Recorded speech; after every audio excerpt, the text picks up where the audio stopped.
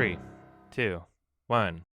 And I said, hey, what a wonderful kind of podcast. This is Sardonicast. Hey, everybody, this is Adam from Your Movie Sucks. Who else is here? I'm Muted Darkness of the Movie Maker. And I'm Arthur. Nice. From I Hate Everything. Guys, we got Arthur. That was a nice little flashback to my childhood there that was really nostalgic and nice. DW! It's quite a weird show. I think everybody watched that. That show's like still going, isn't it? They had like a gay rat wedding or something that made some people mad. Arthur makes people mad. Yeah, I guess so. Strange times. How can you show this to children? Anyway, whether or not it's still going is up for debate, I guess. I mean, it's probably there's like a factual answer to this that I'm too lazy to look up right now. But there's something that's not still going, and it's called Quibi, and it lasted about 6 months.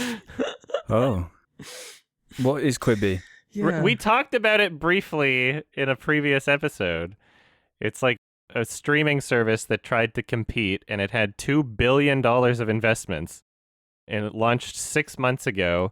Steven Spielberg was creating exclusive content for it. Wow. And the way you're supposed to watch it is like in portrait mode on your phone. It won't let you cast to your TV, or it won't let you watch on a computer.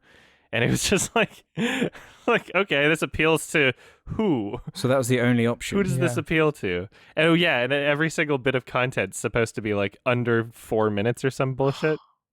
That sucks. That just seems like something, if you brought up in any like boardroom, you'd get laughed at. How do things like this even get past that phase? They're detached. They're fucking detached. Yeah, I guess they just look at statistics. Go on cable TV, or better yet, turn off your ad block and then just watch like any commercial and be like, wow, there was a boardroom meeting about this. Somebody got paid for that shit. Like, this is what they came up with. They got paid. That was their job. Yeah, and a lot too. And they did this. That's all you have to do to understand just how detached these people are. Lame. Yeah, I wish I had something to say. I just didn't even know what it was. I didn't even download it. Yeah, I think the only time I heard about it was on this podcast, and that was it. Oh, yeah. I never thought about it again. I just think it's funny that it's short content and it lasted very shortly. There's something a bit poetic about how it's gone in an instant. It was only there for a blip. Yeah, the nice irony there. But yeah, I mean, like the interesting part about it, like what seemed like almost kind of cool was like they had they would take like widescreen format shows, like previously existing widescreen format shows, and then I guess someone would go through on each scene, or maybe it's like an algorithm, maybe it was done automatically, but it would allow you to watch it in portrait mode in a way where it's not just like, oh, the center of the screen every time. So like if somebody was like talking, it would be like on the action sort of thing in portrait mode still. Oh. Supposedly, that's what I heard. I never actually downloaded or signed up for this stupid fucking service. But that sounded kind of cool. Surely, even though they've solved that problem, it's still just worse. Yeah. Is that really something anyone's asking for? If you are spending your time and money on a service, why would you only want to watch things in little, like, 4-minute bits? Yeah. Like, it's like Vine versus YouTube. Like, that died too. Like, you don't have to look back very far. Mm-hmm. Yeah, it always seemed irrelevant to me. I'm looking at the actual content they have. None of it's that interesting. Yeah, it doesn't seem like it. Well, you're just limited by the time. Die Heart? Oh, Die Heart was on there? Die Heart or Die Hard? Die Heart. Oh, is that what that was? I kept seeing adverts for that. Die Heart? I don't know what that is. It's Kevin Hart, isn't it? Oh. And I think it's a parody of Die Hard. Oh. Yeah, it looked awful. I've never heard of this thing. Yeah, I know about that. It sounds funny though. Oh, man. Just the title.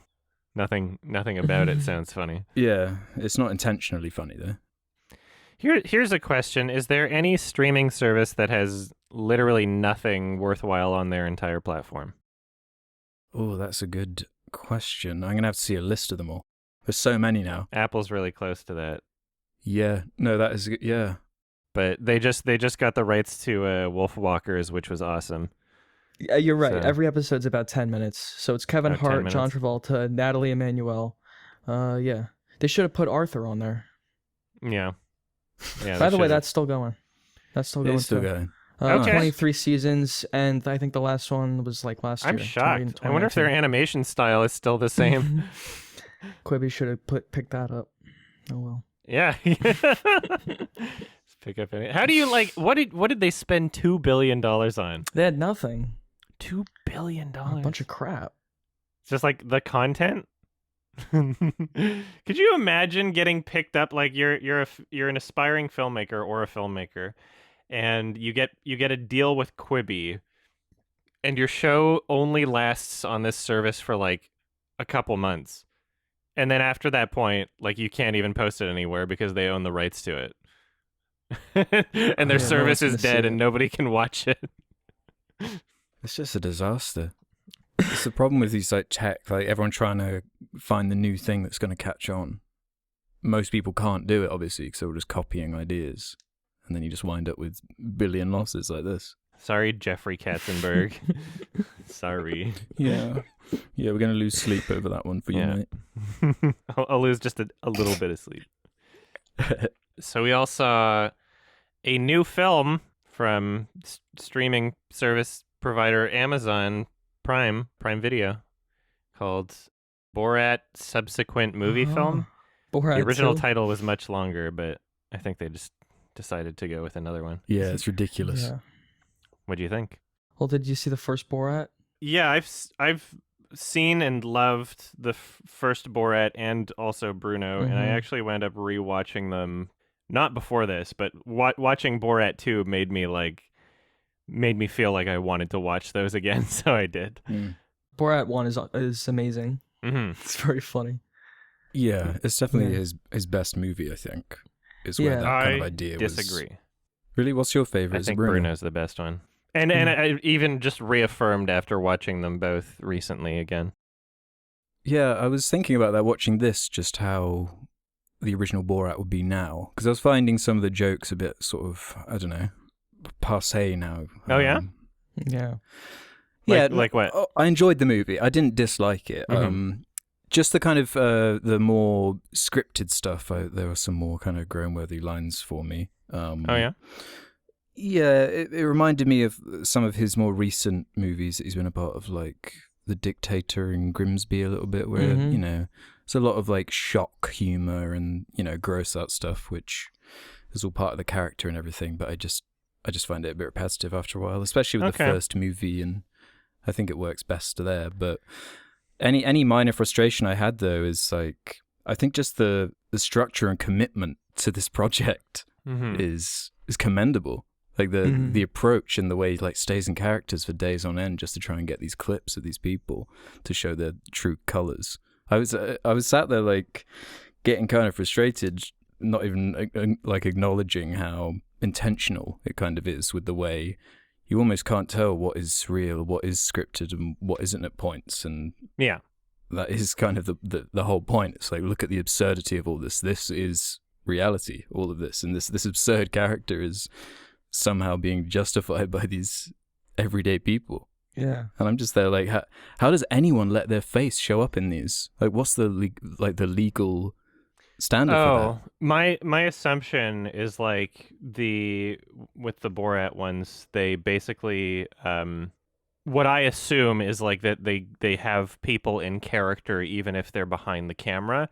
And so for the first film, in order to pretend like they're from Kazakhstan and just making some sort of like news report for their country sort of thing, they have the cameraman also look like he's from Kazakhstan and probably like speak broken English too.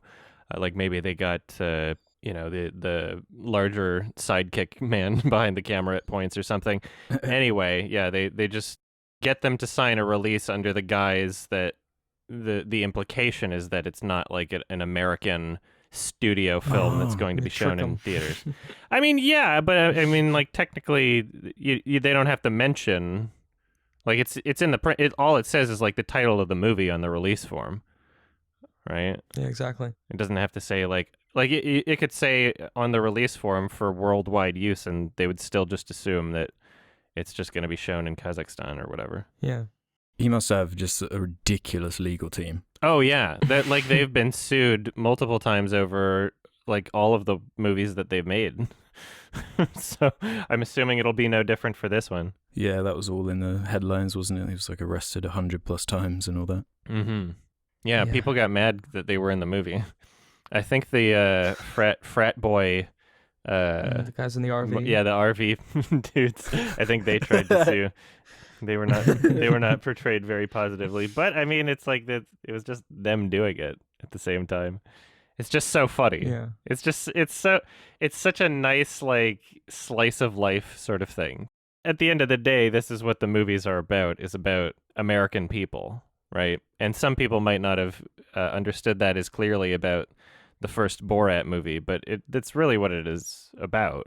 Yeah. Is using the character to expose thoughts and ideas and kind of like lean into getting people to admit things about themselves in ways that they might not do under a different context, I guess. Mm-hmm. And he also knows the questions to ask. Mm-hmm. He knows how to like nudge them in the right direction for like what he kind of like wants them to admit. Mm-hmm. He also finds perfect subjects. Oh yeah. To like, I guess make fun of, kind of. Yeah, there's tons of deleted scenes from all of these movies too. Yeah, I guess it became difficult to, like, for him to do this shtick as time went on, which is why he went into the Brothers Grimsby or whatever, those kinds of movies. I'm glad you mentioned those, Alex, because that's like where my issues with Sacha Baron Cohen start to like. Oh yeah. His humor, it's a lot of gross out humor, which is funny in certain contexts, but those movies, it really just hammers down on the fictional, like the written skits and the gross out humor. Movies like The Dictator, where there's not as much of the real life interactions with people. The satire just isn't as biting. Yeah, it's not as good. Yeah, 100%. I find them like pretty unwatchable. Yeah, in some ways they are. And now we're coming back kind of to what Borat was, where he's actually making. It's not entirely like Borat. It's kind of a documentary too, like how it's presented. It's different. It's more about the election. Yeah, it's different. It's very hyper focused on American politics. Whereas like the first movie was about America, and now it's like literally about like the politicians specifically. Like, I would say it's more about like that movie was about exposing like ignorant thoughts and racism. This one's more about like misogyny, and there's the character of his daughter Melania or whatever. No, it's not. Melania is like the woman on the TV. Yeah. Inspired by Okay. But she's like a comment on like ignorance in Kazakhstan, and she learns whatever feminist theory. it's like it's so bizarre and funny. Yeah. I think it works better in this movie. Oh, you think that the commentary like that works better in this movie? I think all the commentary and the gross out humor and like his shtick works in this film more than it has recently. Oh, okay. Yeah, it feels a bit like a comeback. Yeah, it feels like a comeback. Yeah, definitely. What did you think of Who is America? Because that was like a TV show that was basically doing the whole Borat thing. Oh yeah, I forgot. And about that was recent and really good. Yeah, I thought that was funny too. Yeah, I thought that was great. I just love Borat. And it definitely reminded me of that too, because he couldn't play the Borat characters much in public. So he dresses up more as like other characters. I really enjoy Borat 2. It's not nearly as memorable as the first Borat and Bruno. Particularly, I just think that like it's super fucking high energy, those first two films. Yeah. Like the energy of those films is like unmatched. It stays at like top speed for the entire time. Whereas like Borat 2, there's like a little bit of like transition between like amazing moments and also like the goals and like where those films wind up is not nearly as, I guess, impactful in Borat 2. Again, it's like hyper focused on like basically just like the election, really. Whereas like Borat 1, you had like the through line of like Pamela Anderson. Yeah, right. And then Bruno, it ends in like literally a riot happening because two dudes are kissing in a cage fighting match. Oh yeah, that was. And so like both of those like have like magnificent endings, whereas Borat 2, like the Rudy Giuliani thing, it's amusing for sure, and I'll enjoy any moment that he's embarrassed, but it's not as impactful or crazy. Yeah, he was very upset about that. Oh yeah. Yeah, I kind of disagree with what you said, Adam, a little bit with the last segment of the movie, the last half an hour or so, with that. What's his name again? Sorry, Rudy. I'm not too familiar with Giuliani. Yeah, I thought that was just so shocking and horrifying, and then there was that combined with the payoff of the reveal, the spoilers, I guess. Sure, spoilers. For the end of the movie, but when it's revealed that it was fucking Borat who was sent across the world to spread corona, I thought that was actually pretty funny. That's as really far as funny. one of the like, yeah, that was like a good payoff to me and made it all come together quite well at the end. Okay. Yeah, I I totally do think agree. it's like really fucking ballsy to film this whole thing during COVID. Yeah, no, it's so sharp and relevant because of that. Like it could not have come out at a better time. This whole project. Yeah. How much of it was actually real or staged? The COVID stuff? Well, no, like I mean the whole film, like when he's in the room or when he's hanging out in quarantine with those two redneck guys. The They two Trump seem supporters. genuine. I like if They they're do, but they if could be they're actors. in on it, like they're really good actors. Mm-hmm. I'm pretty sure I read in the trivia that he just stayed with them for 5 days in character. Yeah, I read that too. No. But I'm not sure. They seemed very genuine.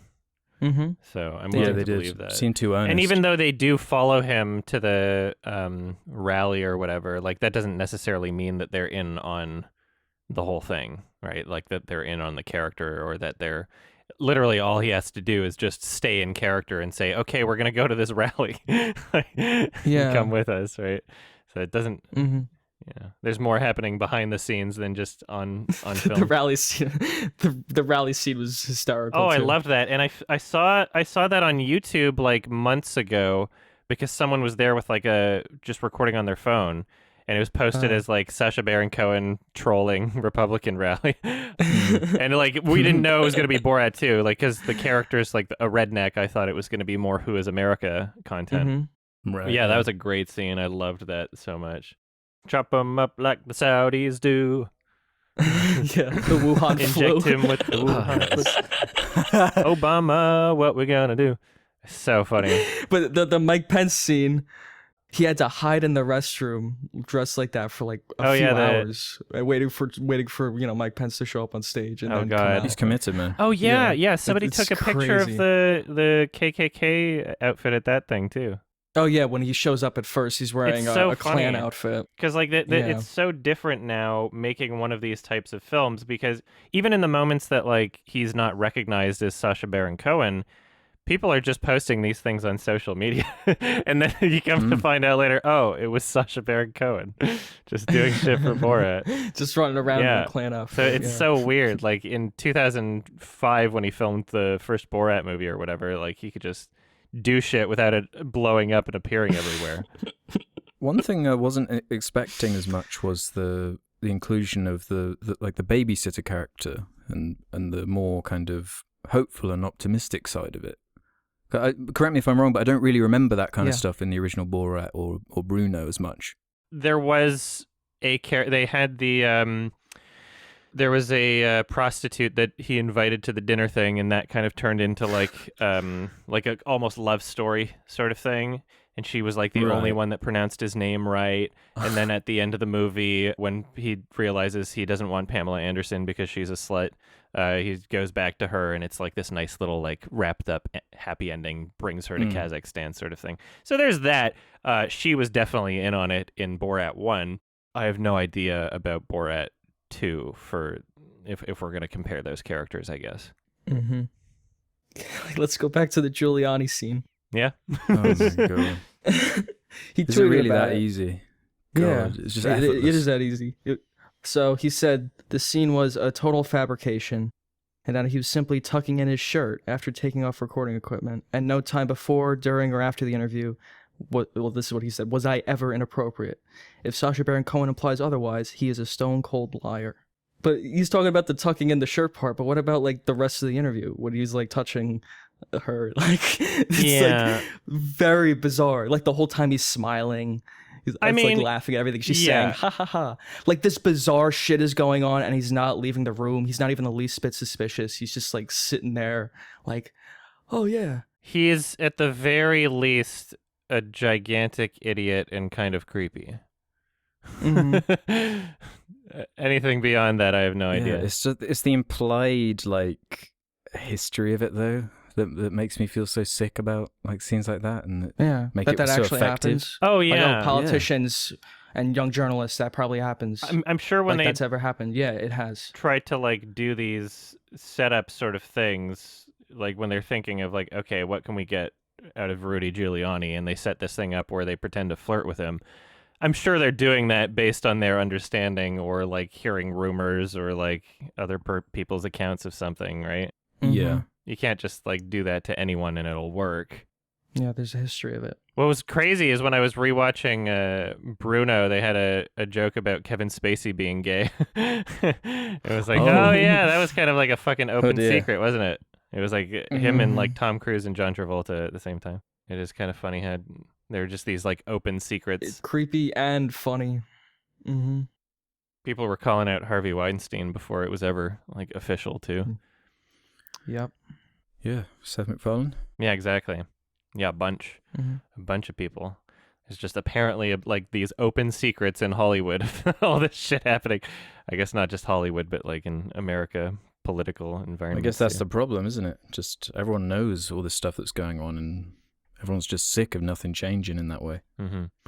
Yeah. So, I mean, like when it comes to Rudy Giuliani, I don't like the guy. Obviously, I'm just wondering, like, he didn't really do anything illegal. Just like kind of creepy. Just kind of creepy. Yeah. And it's a comedy too, so I don't know why he's taking it. Like they edit it with like dramatic music. Yeah. I thought the scene was perfect. Yeah. I thought it was like a great conclusion to the movie. Mm-hmm. Yeah, Okay. it had the kind of weight behind it to me. Because like Sacha Baron Cohen couldn't really, I don't even think he could get that close to like a politician at this point. Because like they all know his bit. They're like, get this fucking guy away from me. So he has to like put some implant in. Oh yeah. You know, even though he did show job. up for like to try and pretend like he was messing with the audio, which was kind of funny. Yeah, and he didn't even care. He was just like, oh yeah, that's fine. Yeah. Incredibly awkward, yeah. Yeah. I do feel like in this newest movie, like it's my least favorite out of the three, like Borat, Bruno, and Borat 2. I enjoy it a lot still. Like there was like hysterical laughter while I was watching it, which is nice. I don't get that often. However, I do kind of feel like there are some moments in this film, like not huge. They don't like ruin the whole thing, but I feel like they kind of like betray the character in a way where the message that Sacha Baron Cohen is getting across is like a bit more obvious and ham-fisted, like when they're doing the thing at the end where it's like, oh, we're changing the running of the Jews to running of the Americans. Yeah. And it's like, okay, well, the first movie, the running of the Jews thing, it's not a criticism against Jews, right?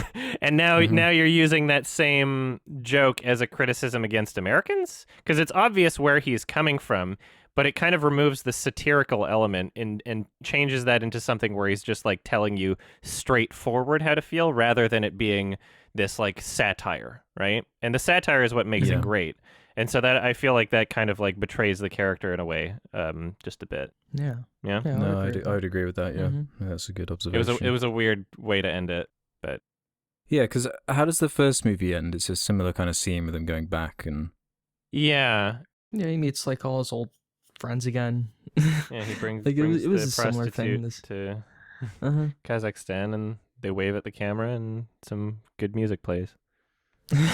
Yeah, the scripted stuff isn't like the best stuff in the movie. Mm-hmm. How he exposes, people in America is the real stuff. That's what I'm there for. That's the juicy stuff. It's amusing that like there's so many people that apparently watched the first movie and didn't understand that was like a part of it. Yeah, they just see the funny Sunny costume. I forget. I'm not even gonna try and remember this person's name, but like I guess some conservative on Twitter that has a lot of followers and a blue check mark was like, "Oh man, the new Borat movie is not funny because the original Borat, it was like he was the butt of the joke. It was like making fun of Borat, and now it's like, oh, you're making fun of America. It's like you don't. I saw that. What the who?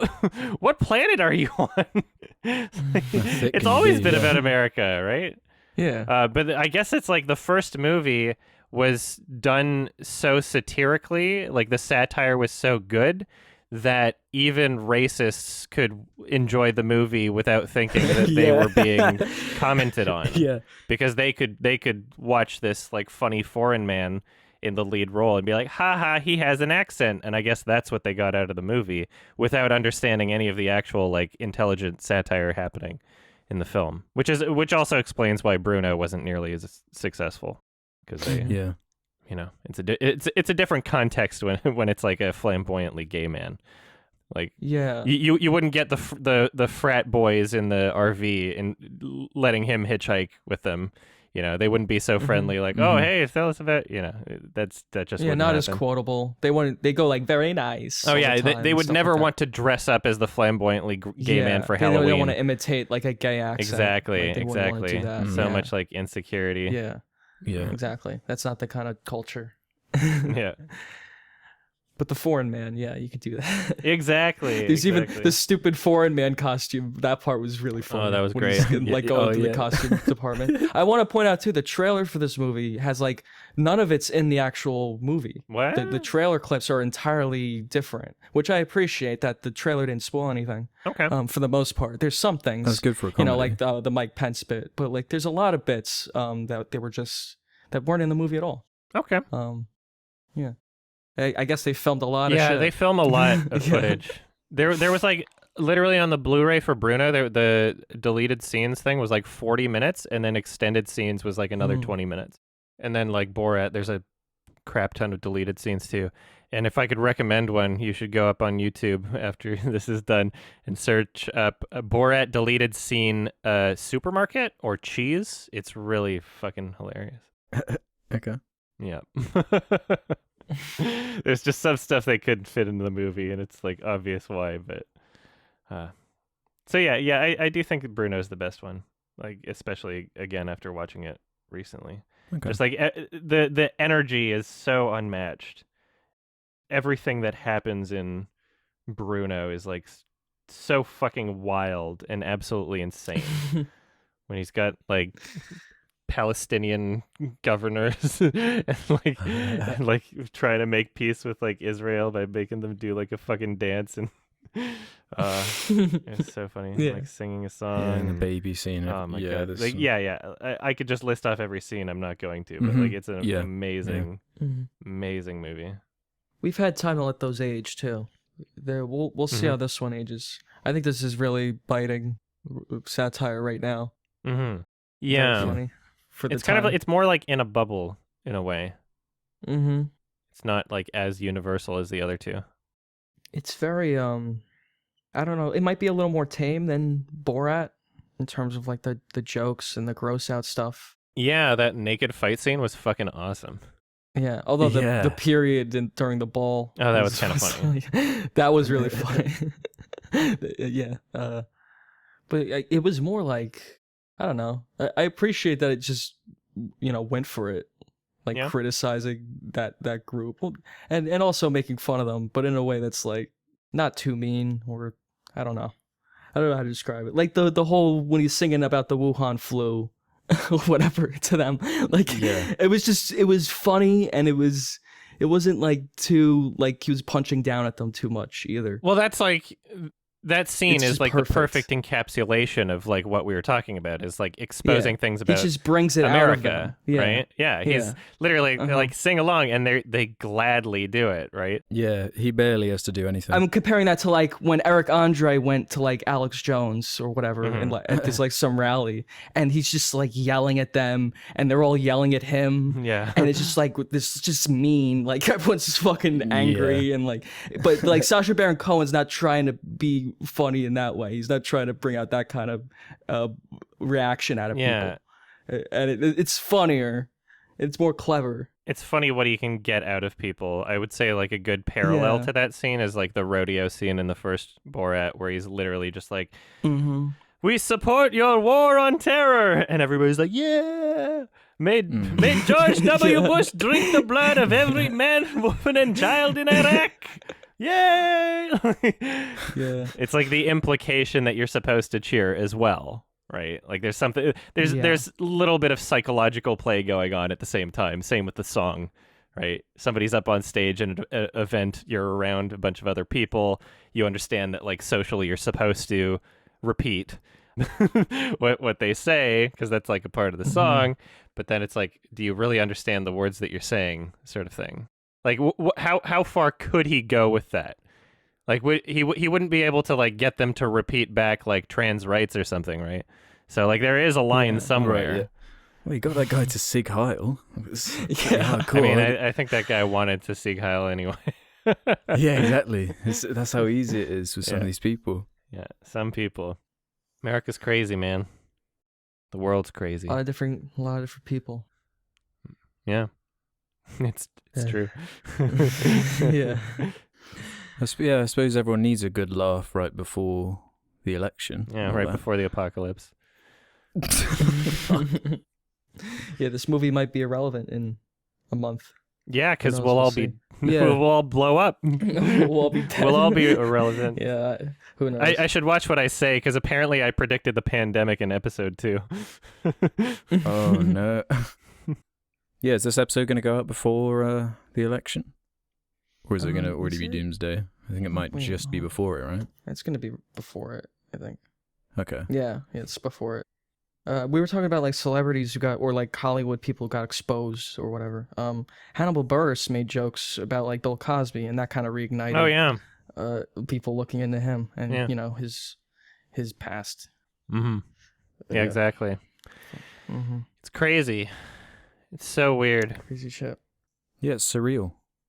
The whole thing is just comedy brings it out too. Mm-hmm. Yeah. Man. Exposes it. And you have to laugh so you don't cry. Yeah, it's just like, just want to like chill, man. I just want to grill. Like, yeah. I just want to like connect with people and have conversations, and then some asshole has to just start going raping people, and then like make things really awkward for everybody, and be like, okay, well, I heard this rumor. Like, how serious is that? How far can I take that? And then you have to worry about like putting your own career on the line for like having to expose somebody else about something that like you might not even have evidence for. People just making everybody stressed out. It's like just such uncomfortable situations. Just fucking don't rape people or something. Like, just stop being an asshole. Yeah, it's amazing it even needs to be said. Right? But like these are entertainers and politicians. Like, it's not their job. I know, right? They should just be doing their job, like not exploiting their position. People that have this like kind Giuliani of like power does in this movie. Yeah. Like it makes it easier for them to be able to do it. Like somebody who looks like Rudy Giuliani and didn't have a lot of money and influence would not be having sex with anybody, right? So, yeah, like it comes hand in hand. Yeah, it's all about power. Yeah. All right. Did we want to give ratings for the film? It almost defies a rating, but Well, what would you give it, Alex? Yeah, I think this is a 7. It's not as strong as some of his previous stuff, but it does have the laughs, and it does have that, as Ralph said, the biting satire and commentary. That it's just so relevant right now. You should just watch it. Yeah, I would agree. 7. I'd give it a 7 out of 10, or like a 3.5 out of 5. Okay.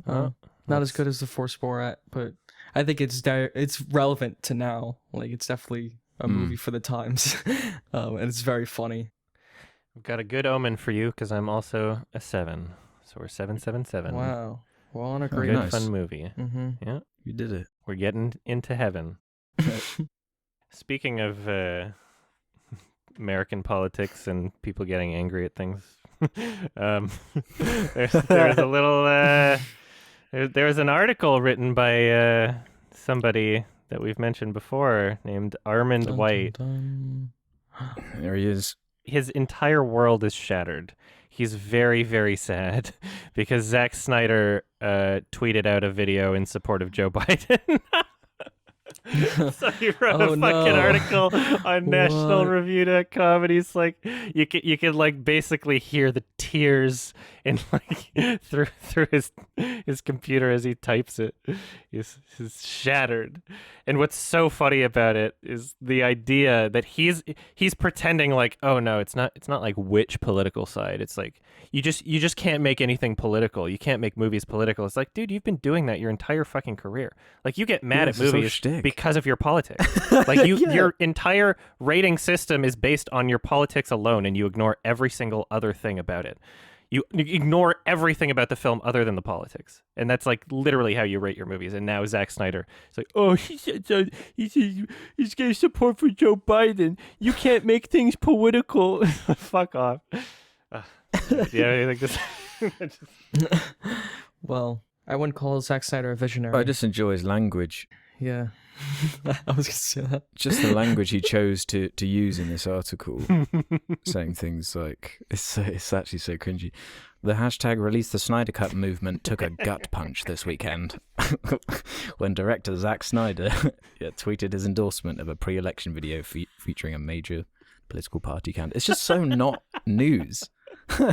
It's yeah, so who funny. cares? Good for him.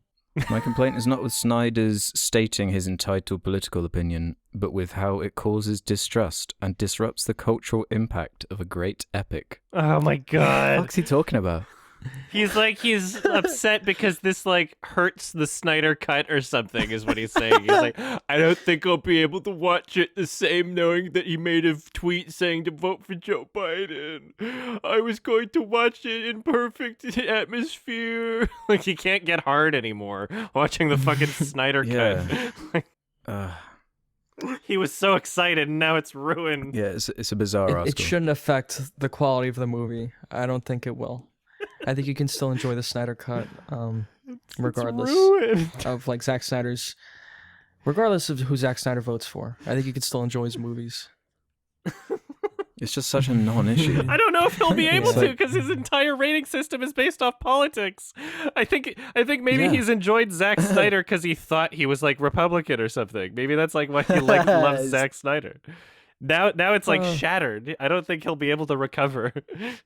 He thought Zack Snyder was like not partisan. Is how he makes it seem, not political. I doubt. I fucking doubt that he's actually serious in saying like not political. I don't think it's like political opinion really goes into his movies that much. I mean, maybe subtly a little. There were some jabs at gay people in Dawn of the Dead, but oh really? Yeah. I'm sure he feels different. I'm sure in the Snyder Cut he'll change it. The Dawn of the Dead Snyder Cut. Yeah. It's like what, 2004 or something? Yeah, 2000 something. It's just there's a part where he describes Batman v Superman as a spellbinding drama about honor, duty, and moral choice. And then he calls his tweet or video thing virtue signaling. It's just hilarious. Virtue signaling. Superman's studio piece of crap. Man. Snyder may not be as far gone as the Silicon Valley's moral midgets who have no sense of fairness, who diminish freedom of speech. People, read this article, make Zack Snyder non-partisan again. It's bizarre. Yeah, I know, right? It's so silly.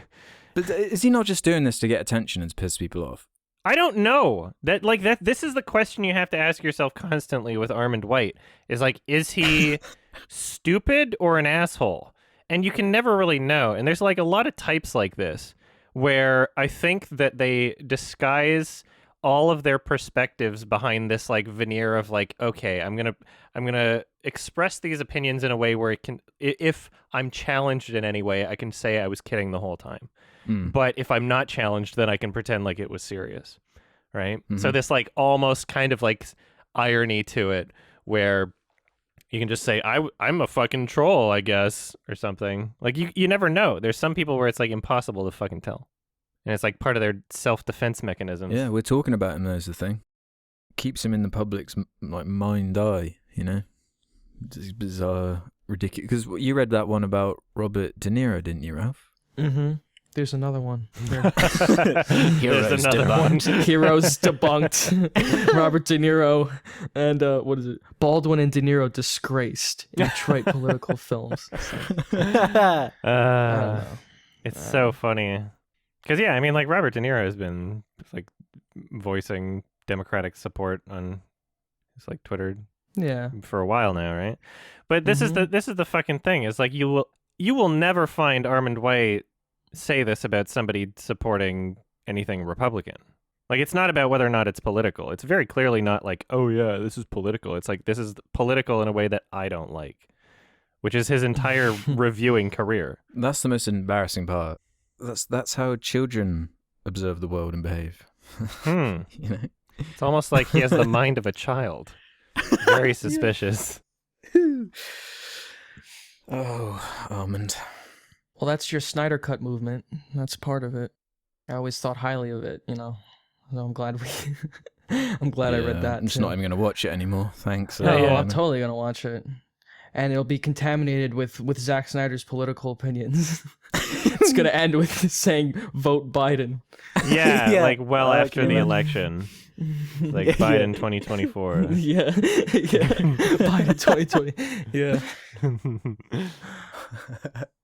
Maybe his language is just a bit exaggerated. I don't know. Like the titles of the headlines are just a little over the top with the whole disgrace. Yeah. So that article by Armond White came out on October 21st, and I'm just going to see. Yeah, okay. So there's some other news that came out on October 21st. So I guess the same day.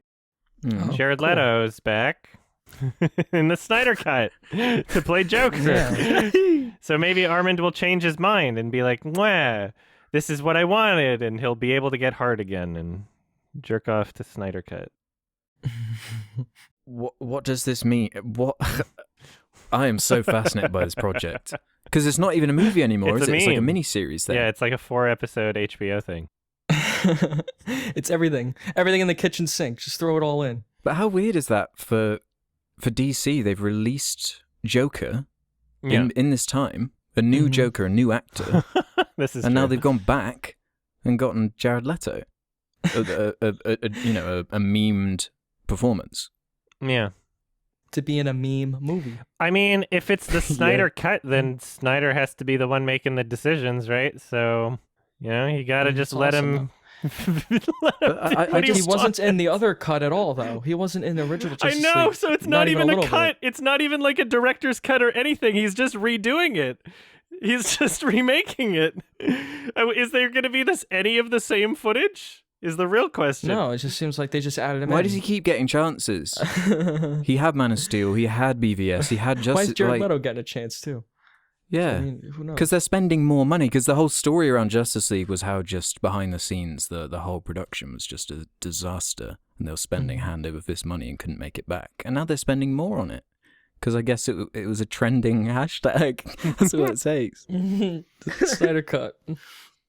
Yeah. Yeah. So I wonder how much Joker is going to be in it. Because like I haven't seen Justice League yet. I know you have, Ralph.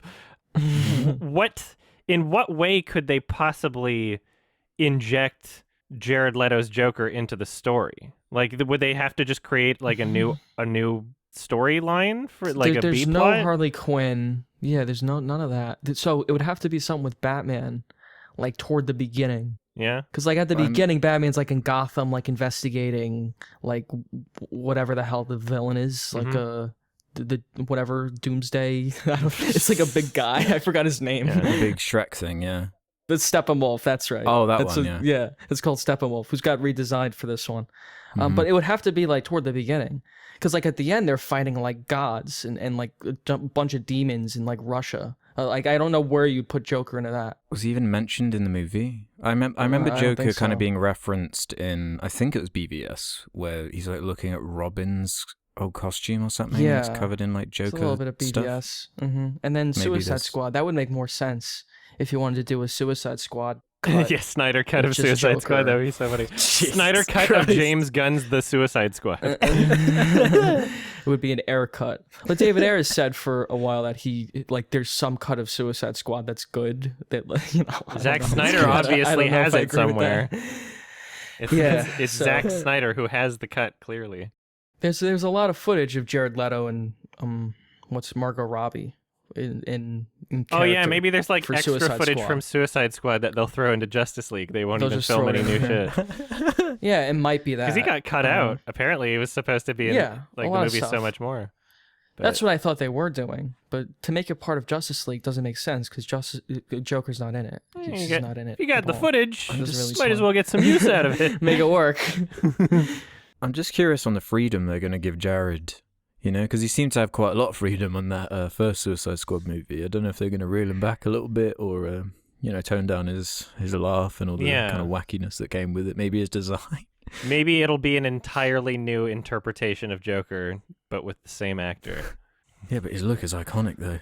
Damaged. You got tattoos. What are they thinking? Yeah, right? This is so silly. That's one of the funniest. It's so hilarious.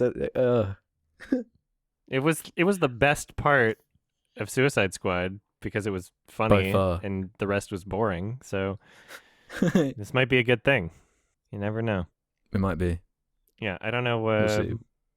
I don't know what their plan is, but the Snyder cut sounds hilarious. And it's like, okay, so if I've never seen Justice League, I'm wondering what kind of experience I would get watching the Yeah. Snyder cut first without having seen Yeah. Justice League. You should do it. Yeah? hmm I should Yeah, I I think should so. save myself. I should stay a Yeah. virgin. Because you can always. It's not going anywhere. Yeah. Like, the original Justice League, you'll be able to find it. Okay. I reckon. Yeah. Yeah, I'll sure. keep myself pure Doesn't matter. for the If you Snyder watch cut. it, you'd forget about it really quick because it's really forgettable. Yeah. True. There won't be many Yeah. people who are able to have this perspective because so many people have seen Justice League. So I'll have a I real don't think so. inside scoop. Yeah, Thought true. the movie bombed.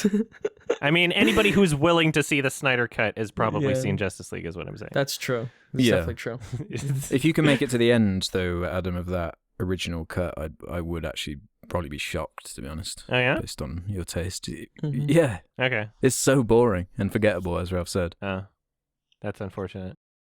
Yeah. I was almost thinking It's, of doing next like year, a it's commentary coming or out. something, but if it probably like wouldn't work out for it, I don't know. I heard that the BVS was like super fucking boring and that Justice League wasn't as boring as that. They're both Only boring. because it's shorter, because they mandated Oh. it couldn't be over 2 hours long. Yeah, that helps a lot. Oh, that's so It's funny. just- Yeah.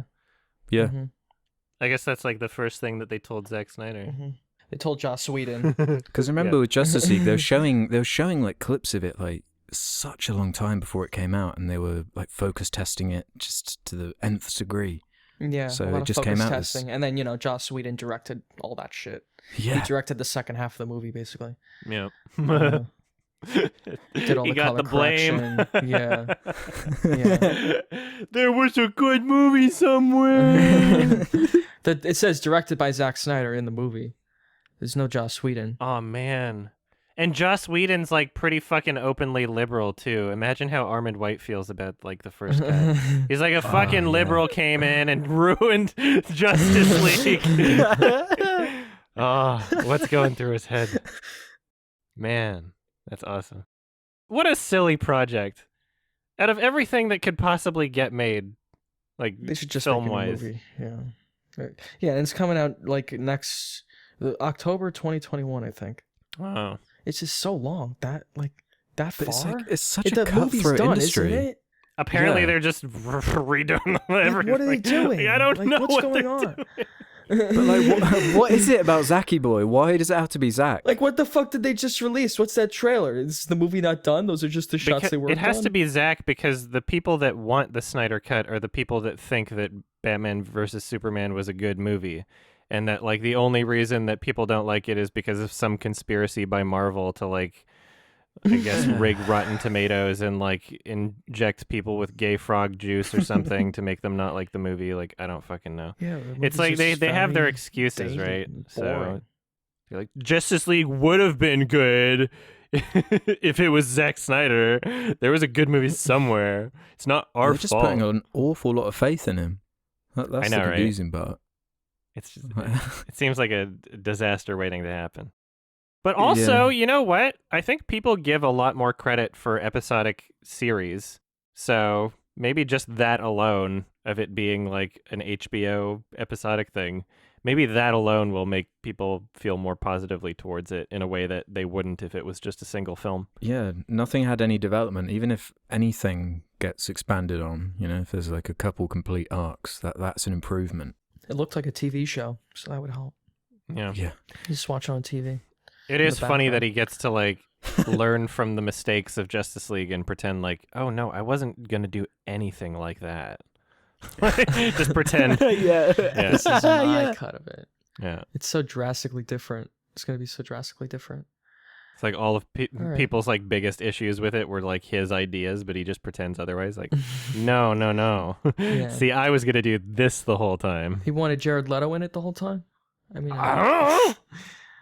They Clearly, it was his vision, though. So you got to trust Sure. his vision. So there was a film recommendation from me, spoiler discussion for Grave of the Fireflies, and let me just quickly apologize because I forgot it was like Halloween shit coming up. And like Yeah, I all forgot across as well for my all last of one. my channels, I like this year I just like didn't celebrate Halloween because I just forgot about it. Because this whole year is a nightmare, so it's Yeah, the whole everything's thrown off. year. We don't need like a month to be spooked this year. So Yeah, I forgot to do a horror movie. Oops, sorry. We got a sad one. Well, it's horrific in ways. This is true. Yeah, there's horror elements to it. By Anyway. the time it's out, it'll be November 2nd. Yeah, exactly. Well, for So our patrons and our The patrons. Yeah. they It'd be could have Halloween gotten time. it by October 31st. Whatever. It's so funny because like the new the Dark Pictures Little Hope is releasing October 30th. I'm like, people would have been playing this shit all October, and you're releasing it in the last 2 days of October. Anyway, Grave of the Fireflies is a very bleak anime film, and last time when I recommended it, I said that it was not Ghibli. Well, apparently it depends on how you define it, because I think it was animated by Ghibli, but it's not owned by them. So yes and no is the answer, I guess.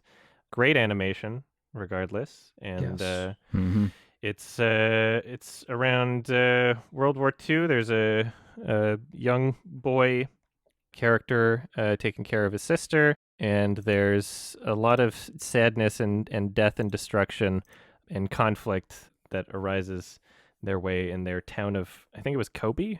Yeah. Yeah, it touches on a lot of different elements. And what did you think?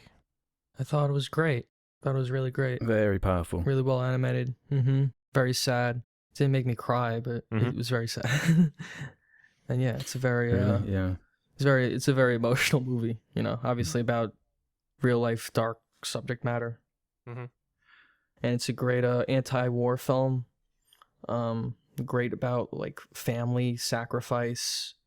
And it's even though it's animated, and I guess I think it would be okay to show like a family or like a young adult, like a teenager, but it's very like, it's just very dramatic and a lot of death.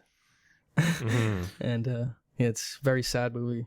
Yeah, it's just about these completely innocent kids being victims of circumstance. And just the little moments of beauty that they were able to scramble together in their fight for survival. It's harrowing in that way. Yeah. Also, just adding in the whole kind of metaphorical angle with the Fireflies thing. That's what kind of broke my heart, with the little girl commenting on that great scene where they bring the Fireflies into their new little house and have like a moment together. And she comments on why they have to die so young, kind of reflecting, the children characters themselves being the little lights going out too soon and being the light in the dark and the innocence and all of that. And it also acts as like a metaphor for the visual side of it, with the like dropping bombs and these carpet bombs, and it kind of doubling up on that. If you look on the poster, you can see kind of, you zoom in like a combo. Some of them are fireflies, some of them are bombs dropping. Oh, great. Yeah, it reminded me of like Come and See in ways, like obviously different. Yes. I You know, had the same thought. yeah, just like, oh wow, like there's some shit that children probably shouldn't be doing with their day, but that's reality, I guess. You know, Yeah. you don't even have to like go back in history. There's like child soldiers in other parts of the world right now, in like war-torn countries, children being exposed to all this shit that they Yeah. really shouldn't. Well, just from a storytelling like perspective, having children, completely innocent children, as the main characters, just like in Come and See, is very effective to just display the contrast of the, you know, just the horror and the effect on innocence it has, because you can't really criticize a small child in any way. So they are just so hopeless in the situation that you can't help but feel for them. Yeah. Yeah, it would be a very different movie with different goals if you had like rugged, chiseled main character, like, you know, I'm gonna fight back, or like, you know, sort of thing like that. And this is really like, you know, not only just about survival, but about, I guess, like just these characters and how they interact with each other, and like how war influences people in communities to act towards each other. Because a lot of this movie deals with theft. There's a lot of theft in this movie, and it's really showcased in a way where it's like, okay, well, you don't blame these characters for stealing. And it's really crazy, just like, despite them being children, and despite them having some help from some people in the town sometimes, the war itself has caused people to be very like insular and like protective of their own for the time being, because like they don't know if they'll have enough food for themselves, sort of thing. So they have to make these decisions being like, okay, well, I can't, you know, it doesn't matter how cute the kid is, like I can't sell them my food right now. So like that being a huge part of the movie I really liked. And you can't undervalue the visual side. The One thing beautiful. we constantly rag on kind of child actors and how that can weigh a movie down, but here you're in the perfect situation because the animators are the actors effectively, and you have Very kids true. doing the voices, and you can do that as many times as you want behind the scenes and get it perfect. But that animation though, it has so much timing, the timing of it all, everything has such kind of weight to it, all the intricacies to the way characters just walk around, they trip over the weight of how like a comb goes through someone's hair. There's so much detail in that, and it's so genuine the way the kids interact with each other, the little quirks they go through, like losing one of their shoes when they're running, and that's when it affected me the most emotionally, was the dynamic of, because the parents of course are both killed, so it's kind of up to the older brother to be the adult in the situation and be the strong one. So any time he had to kind of carry it for both of them, and that was really heartbreaking to me. Speaking of detail in the animation, I noticed that it's not a piano. I forget what instrument it is. It was like in that PTA movie, Punch Drunk Love. I forget, but there's that when they're playing the notes there. Like those notes were accurate. I was like, oh, very interesting. Like they actually put that thought into it. Oh, yeah, there's like a bit of a spiritual, like fantastical element to this, like the ghosts. Very but Japanese. It wasn't a Ghibli movie like that. Yeah, it wasn't it's really very subdued compared to for the most part. It was whimsy. subdued. Like you said, it had a lot of weight to it for the most part. It was just kind of set in the real world, even though it was animated. Yeah, fucking sad. There's an aspect to this that I'm very interested in that I was reading, because apparently the director denies that it's an anti-war film. Oh, which I don't understand. Neutral. The film is not at all an anti-war anime and contains absolutely no such message. Instead, Takahata had intended to convey an image of the brother and sister living a failed life due to isolation from society and invoke sympathy, particularly in people in their teens and 20s. I kind of reject that. That's really confusing, yeah. It doesn't make any sense to me, because the whole reason they're forced into isolation from society is because of a horrific war. Yeah, and because there's so much like and it's a story about the misery of it and the loss of it. There's so much death and destruction. It's about the end of World War II in Japan, and that was obviously a time of like a lot of innocent people were like were suffered because of this war. But do you mean to tell me that similar situation? That shot of the little girl putting on the kind of army uniform and saluting, like I read that just so I can come and see us, like an anti-war. I don't really understand what else it would be. It's such a bizarre thing to say. Like, imagine people looking at your like tragic, like death and destruction, sad fest movie and saying like, "Oh, it's an anti-war film." And imagine your response to that being like, "No, it's not." Yeah. It's Neil Breen. It is not a midnight movie. Like, what do you mean? What? Why are you ashamed of it? It is possible there might be something lost in translation. Oh, maybe. That is possible, but at the same time, it is strange that this is trivia attached to the movie, because I genuinely don't understand what he's saying. that is a very bizarre thing to say. Because, I don't understand what the point of the movie would be otherwise.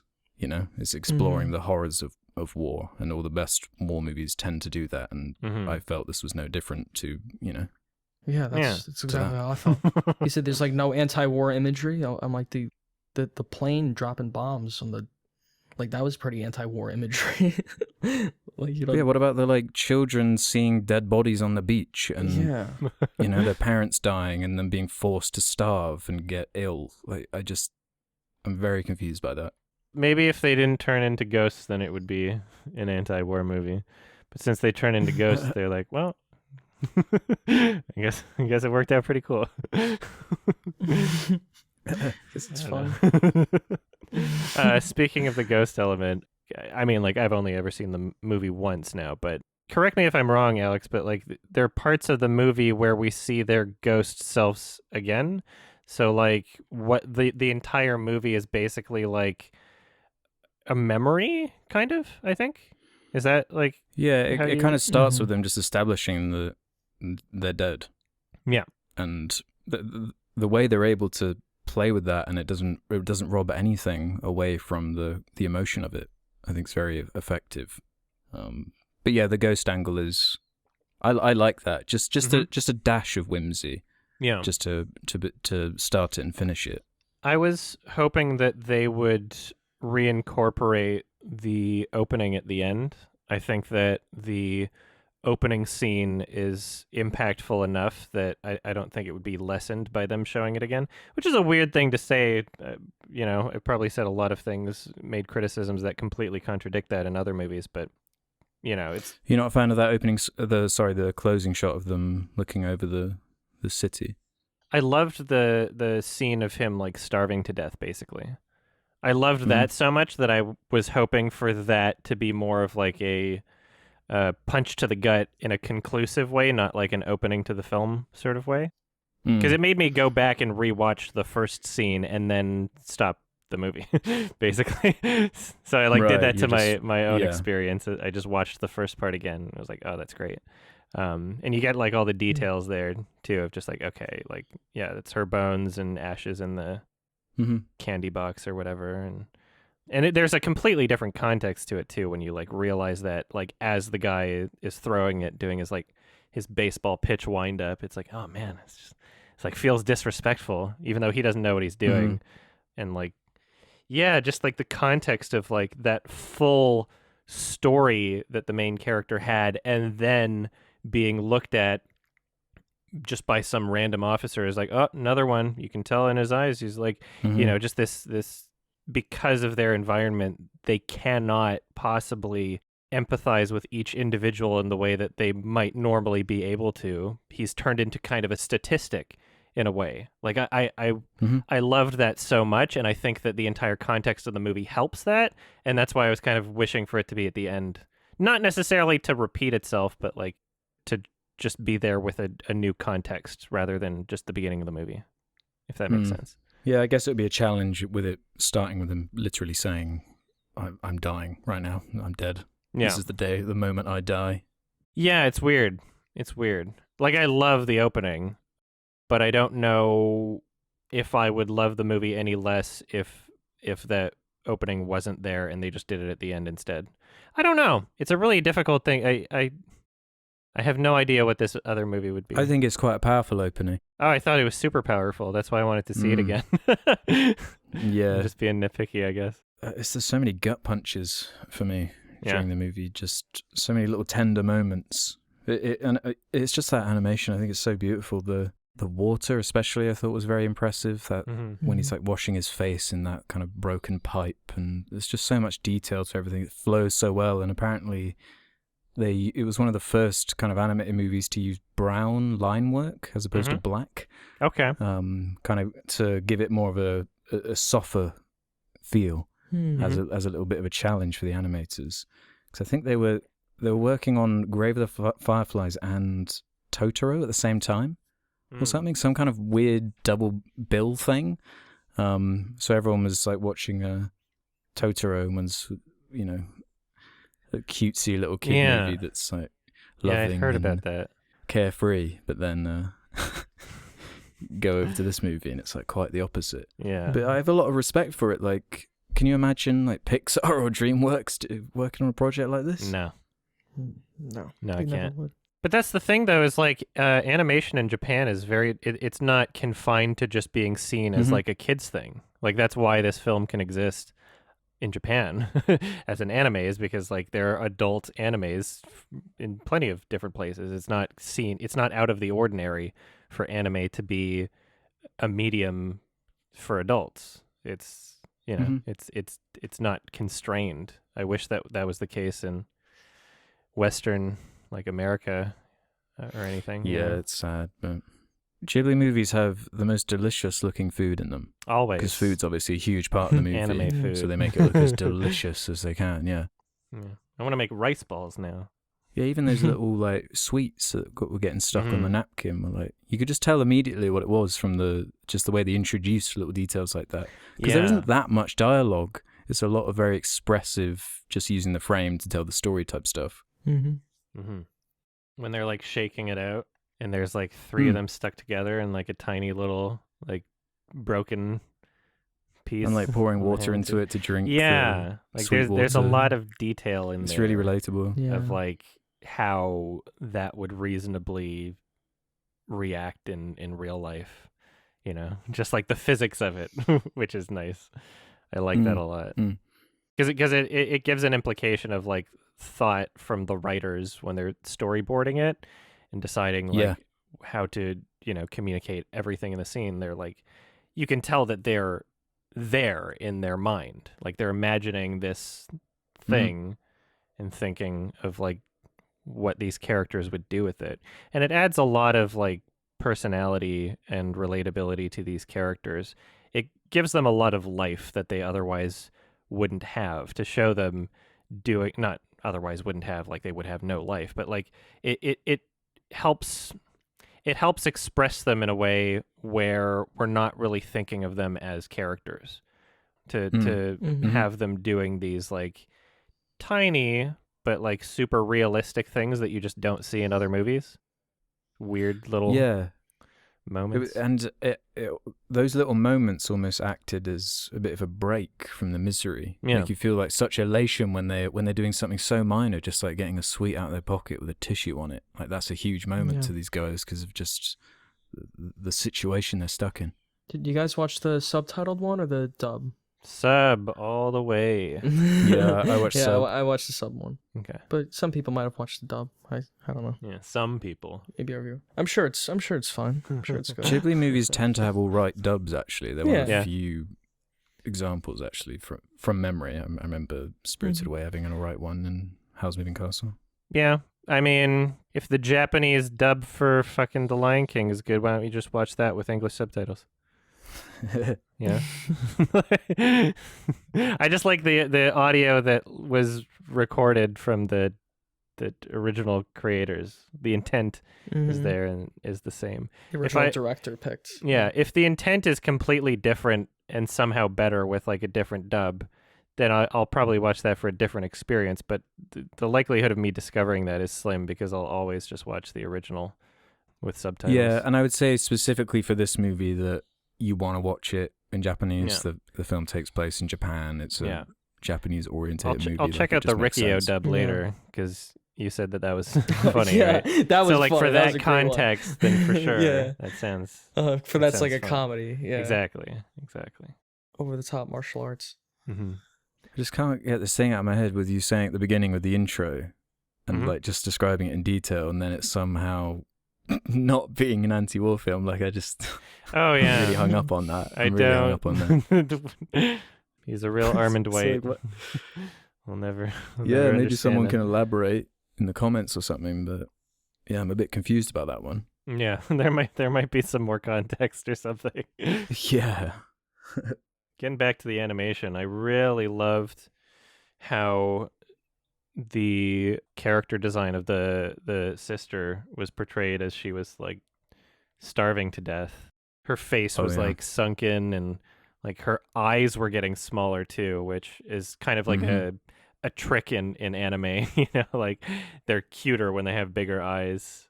Not just anime, but Yeah. lots of different Mhm. animation mediums. So you can like tell there's something wrong. And it was kind of it was a really nice like slow descent into that. That's what I wasn't expecting. Was like a slow death by starvation. Because as I was watching the film, they're like playing on the beach and shit. All I was thinking in my head is like, this is a little too cute. She's gonna die. Like this is just building up like Right. Yeah. Yeah. because I didn't like fully get the You the thought that's whole- just gonna be like in Dunkirk, yeah. But yeah, what I didn't expect was that it would just be like really slow, like depressing death.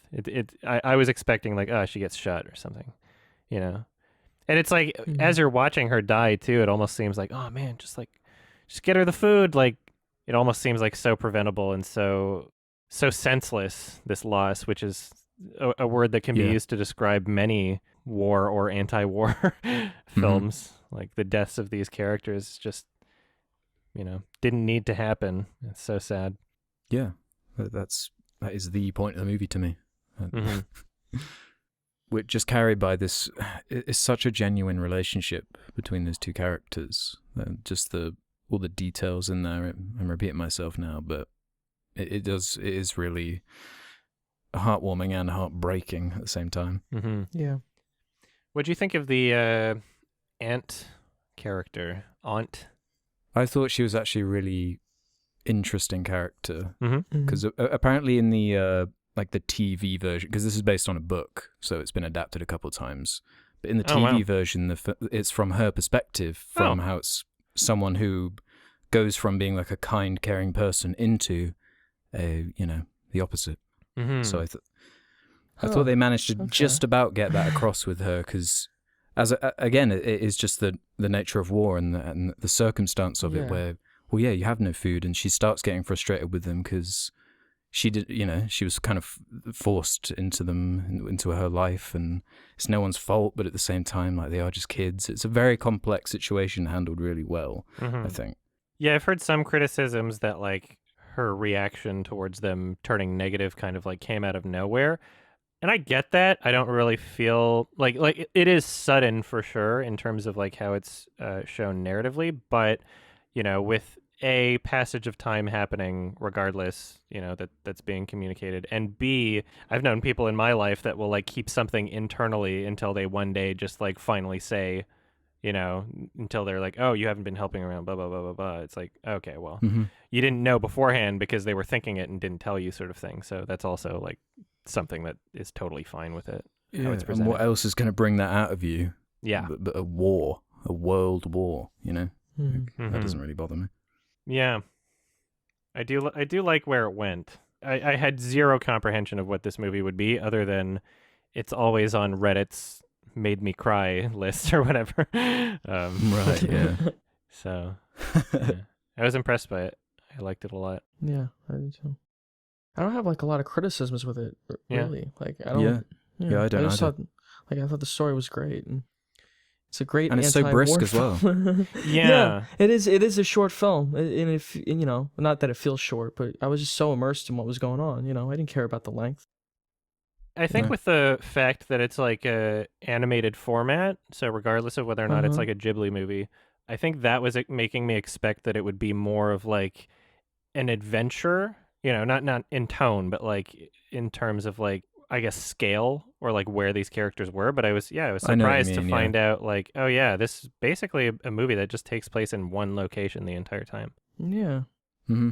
And in ways you could argue like, oh well, this could have just been live action too.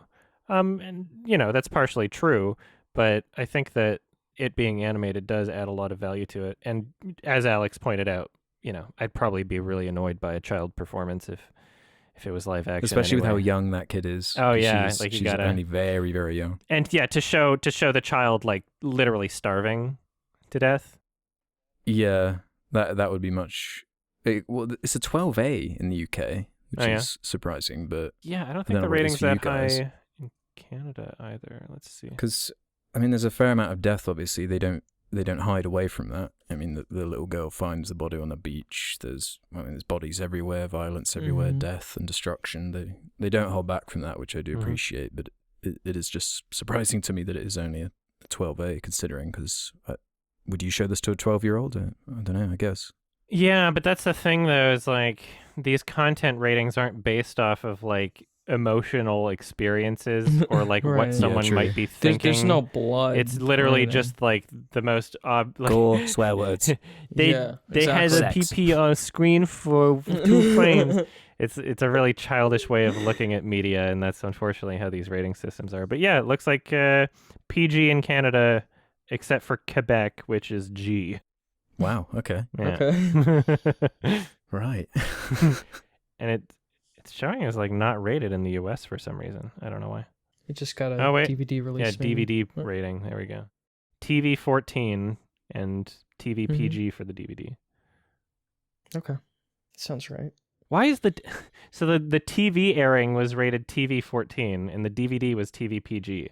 You would think that the TV broadcast would be the one to cut something out if there was something, right? Yeah. But that got a higher rating in the US. That's really weird. Interesting. All right. Music was really great too. I really liked the soundtrack. It was very very 80s still. It felt very 80s at points. But yeah, I liked the main theme a lot. Something, that really complements the whole ghost thing. This like whimsical, like bittersweet kind of emotions going into the soundtrack. Yeah, I really liked the use of music when I think is it on the beach where he's on the pole and he's like starts swinging around it to try and cheer her up. Yeah, and then it comes in. Yeah, I found that very effective. Yeah, that was a great moment. Man, I I'm a terrible person. I kind of laughed at that part. Just the visual image of like, quick, watch me, sister, and just fucks around on the monkey bars while she's crying. Yeah. I was like, oh, that's kind of funny. I get it. I understand like the bittersweet elements of it, and he's like trying to cheer her up. It's supposed to be kind of funny. It's such it's such what a little kid would do to try and cheer up. Like they're just not mature enough. They just don't know how to deal with a situation like that. Yeah, that was great, man. Good movie. I don't know if you have anything more to say about it, but yeah, I wish I did. I have no criticism really. I just thought it was pretty great. Yeah. Yeah. No, I really like it. Didn't change my life or anything. It's not like the most emotionally like powerful film I've ever seen. Yeah, but yeah, well, it's like really... if it was anti-war, then you would have learned that war is bad, but it's not an anti-war film, so it can't possibly make you feel that way. I would show it to young adults, Alex. Like you were saying, like 12, 13-year-old. Like it's a good film about that. Like the impact of war. Yeah, it has historical and what World War II had that kind of impact on just innocent people. It's not like gratuitous or anything. Yeah, it's very tasteful. No, it isn't gratuitous at all. I mean, it shows these things. These things are horrifying. You should show them as horrifying. But in the context of it being, with a good message of well, what is the message at the end of it? Well, it's not anti-war. Is it optimistic? Is it like you'll see your family in the next life, even though they all died in this life? Don't piss off your aunt. Image. Yeah, they'll all be ghosts. Like that's like about as optimistic as it gets, I think. God fucking damn it! Now I have that Owl City song in my head. Which one? The one called Fireflies. Fuck! Why did you have to do that? Somebody did a mashup of that song and the vocals from Death Grip's Guillotine. It was pretty good. Really? Yeah. Firefly. Yeah. There's some good message to get out of this. Some positivity. Well, glad I saw it. Yeah, thank you for recommending this because I haven't even heard of it before. Yeah. So how many animes have you seen now? Not a lot. Yeah. Akira, Animatrix. Animatrix. Oh yeah, I forgot about Animatrix. Mononoke. Mononoke, yeah, Spirited Away. Okay. Like some You've seen Miyazaki those now. movies. Okay. Yeah, this was like a Miyazaki kind of, not as fantastical. Yeah. Definitely, yeah. With the war theme, it's much more Yeah, I realistic. think it makes it stand out more in the catalogue. Yeah, I exactly. like that. It's more reserved. I really, yeah. I guess the I really like closest is that. The Wind Rises. Mhm. That's like Mhm. Miyazaki's take on war, though. It's just about like a pilot. Okay. Yeah, good fucking movies. Well, I'm giving this one a 8 out of 10 for now. We'll Mhm. see if that changes on my second watch. Loved it. Yeah, I gotta see more now. Yeah, I really emotionally connect with this movie, and I think it's pretty much perfect to me. I give it 5-star. Did I give it a rating? No, you 9 out of didn't. 10? 8 or a 9 out of 10. Like 8 Okay. or, yeah. So 4 Awesome. 4 star, 4.5, somewhere in there. Awesome. I'd like to see it again. Yeah. Dank. Nice. Mm-hmm. Question time? Let's move into the questions then. If you want to leave your own for us to answer in subsequent episodes, head over to the Sardonicast subreddit and head over to the suggestion thread. Harrison Lang, 22, is going to start us off.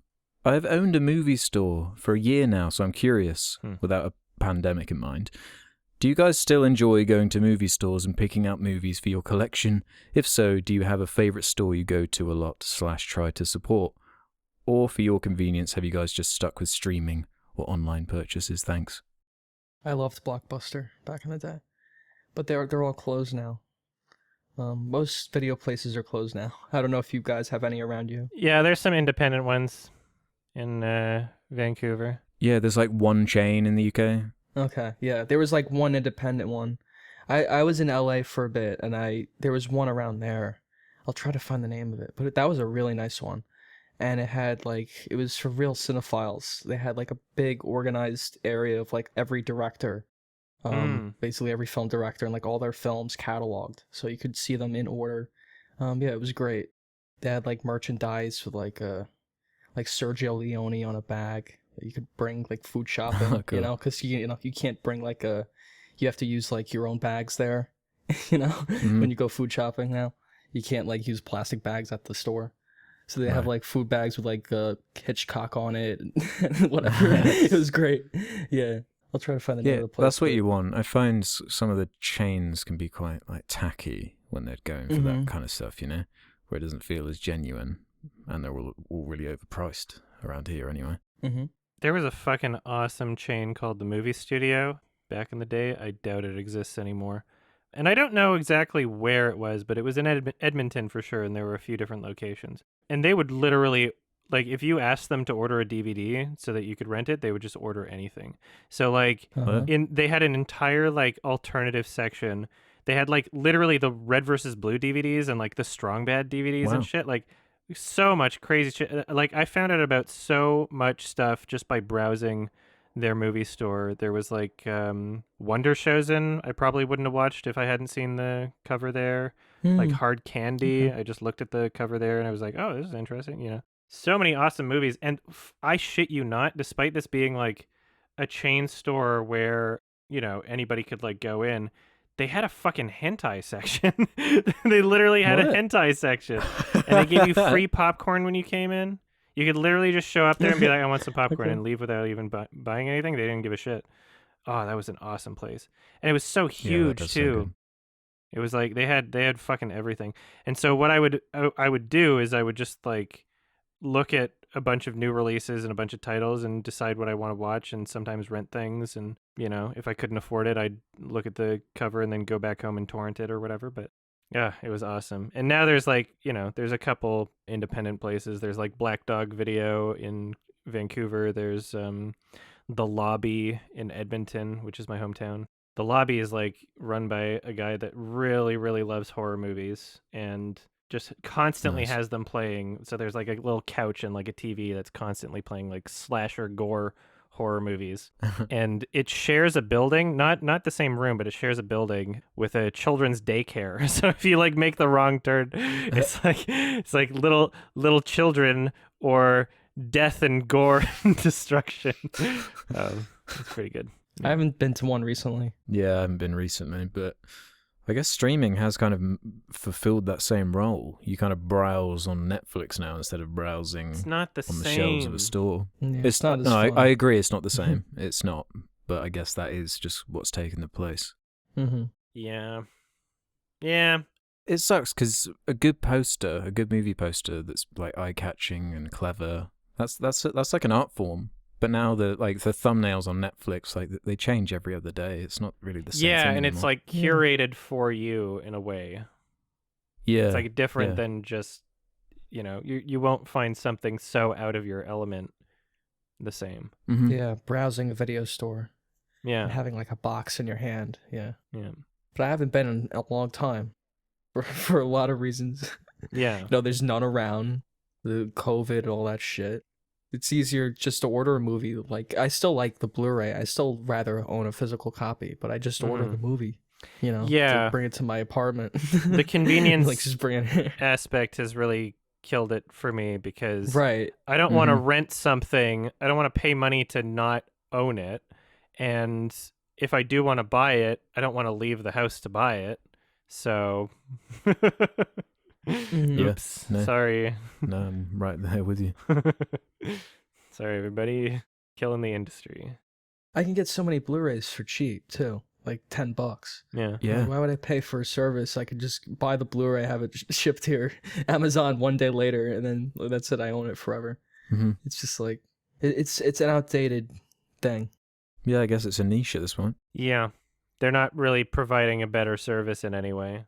Home video has changed a lot, obviously, since like Blockbuster started at the time of VHS. That was the only option. It looked like total garbage.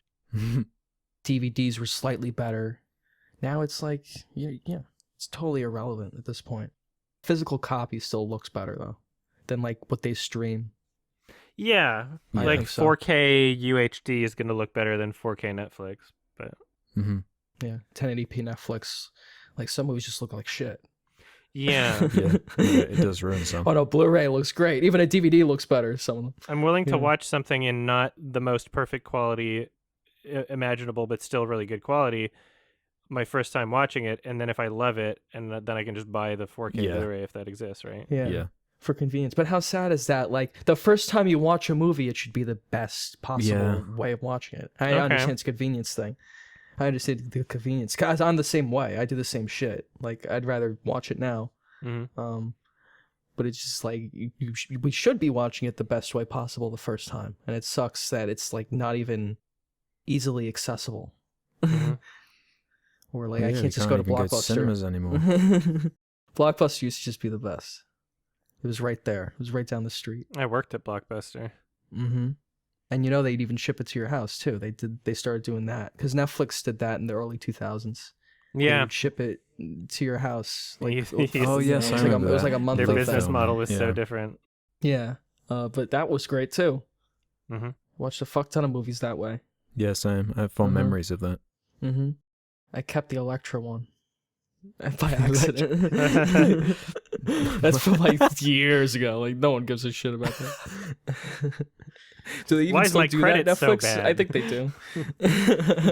That one Electric thing. Yeah, I owe them like $6,000 or something. The late fees are exponential growth. Individual Log has one for us. Who are the best movie characters named Ralph, Adam, and Alex? Alex, you cannot answer Alex the Lion. What are you doing to him? The Simpsons. Ralph. Yeah, I'm kind of screwed Simpsons. now. Oh, yeah. What, Ralph Wiggum? Yeah, Ralph Wiggum. Okay, well, let's nose. fucking... I have to look this up. I've got Alex Murphy. I've got RoboCop. Okay. Or Alex DeLarge, obviously. The only thing off a memory of like a character named Adam, and I don't know why this is jumping at, was like Arnold Schwarzenegger's The Sixth Day. I don't really like that movie. That's such a deep cut random. I don't know. Yeah, exactly. I think it was just because I watched it when I was really young, and I was like, his name's Adam, and so it's always just stayed in my fucking. So let's see. I'm scrolling Wreck-It through Ralph. Here. How about Wreck-It Ralph? Yeah. Go to Wreck-It. The Rock's gonna play Black Adam. Oh yeah, that's on my watch list just because of the title. Oh, Watch Mojo has a video, top 10 characters named Adam. Oh really? Oh my god. Yeah. Watch Mojo. Can you play it? Just play it right now. Oh yeah, Deus Ex Human Revolution. I forgot about that one. I wish so you far, could that share one's the mine. audio. Yeah, Watch Mojo. I would totally watch a Watch Mojo video right now. Named Adam. Top Let's 10 see. lawns. Oh, there is no Watch. Did you lie to me? Was that sarcasm? No, I I'm was looking at the supposed to pick website up right on? now. No, I'm genuine. Is it not in my region? I just looked up. Oh, it must be on the I'm on the Watch Mojo website. I guess it's their Oh, it's not a blog video. It's like thing? a article. Oh, okay. Perfect. hold That's on. even better. We can read it. Let's see. Oh, there's a This is ranker. top 10 Adams. Oh, the oh my god, the bee from B movie, the not the main one, but his like best friend. It's called Adam Flayman. Adam West Okay. That's not a character. Yeah. in Family Guy. He is so. Oh, Adam West in Family Guy. Okay. Oh my god. You got all the good ones, look. I mean, it's like a fucking common. It's a biblical name.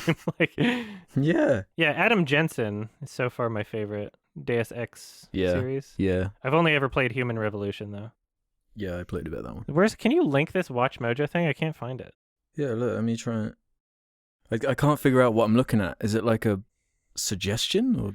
I think How it's does it look it's on a the suggestion. PC? It's not a real. Okay, that's what I found too. Yeah, it's like it's Oh, okay. it's somebody voting, telling Watch Mojo to make a video titled. That's this. how they do This it. is probably how they come up with all their ideas. Is they just get people on their website being like, make a video about this.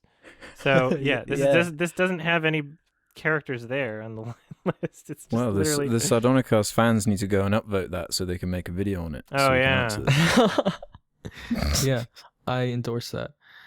Top 10 funniest Glenn Quagmire moments has not been close. Yeah, I saw top 10 Adam Sandler characters. Top 10 movie down there. characters that didn't deserve to die. What was your answer, Ralph? What was the question?